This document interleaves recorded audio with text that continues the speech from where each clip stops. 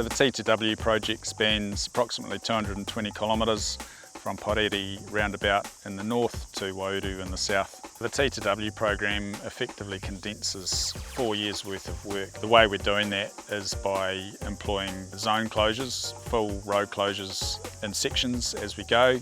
The only way we can deliver that quantum of work is by shutting the whole road off and working across the full width of the carriageway. T2W has provided us with the opportunity to really operationalise the risk-based approach by having an opportunity to deploy unconventional traffic management methods, such as the deployment of multi-month road closures to allow us to expedite major maintenance and look to apply some new innovative approaches. Innovation is key to the T2W, and continuous improvement is something we're trying to strive for. With innovation, we've introduced the cone machine, known as Conan. We use this machine for traffic aiding. Normally we would have a couple of TTM vehicles with 2 labourers on the back moving cones. With this Conan machine we've been able to reduce that risk by having no people on the back, which has made things way more efficient, and we've found it extremely successful.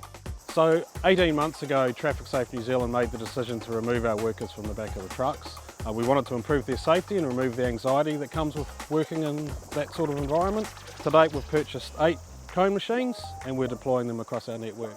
It's been really great partnering with Downer on this project. Downer's has been the first civil contractor to deploy these machines. We're really pleased to align ourselves with a company that shares our values of health and safety and keeping everybody safe and doing the job productively as well. For the first time in New Zealand we are trialling the ESeries arrows system. This is a set of stop lights with a portable boom. This system has a ESeries display board which allows us to monitor people's speed. It also has different functions that allow us to utilise smartwatches that sends alerts to our people on site if anyone is speeding, and it allows us to get them out of the line of fire. We are really proud to be part of something that is setting a benchmark for what temporary traffic management operating under a risk-based approach will look like. The project has allowed temporary traffic management to showcase itself as an enabler for getting work done. So this is a really good model to be able to use on other areas of the NZTA's network to deliver rehabilitation programs, and I just see it's a great way to deliver a lot of work really fast and really efficiently to a really high standard. Collaborating with road controlling authorities has been a really critical component of ensuring the success of the traffic management.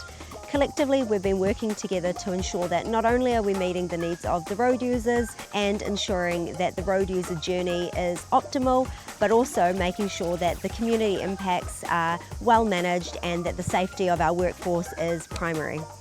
So the thing I'm most proud of about the project really is just the attitude of everyone that's come in to smash it out of the park. We've got an ambitious program and we've hit or bettered every single project milestone to date. And it's just the attitude of the whole team to come together and deliver that work has been absolutely amazing and a pleasure to be a part of.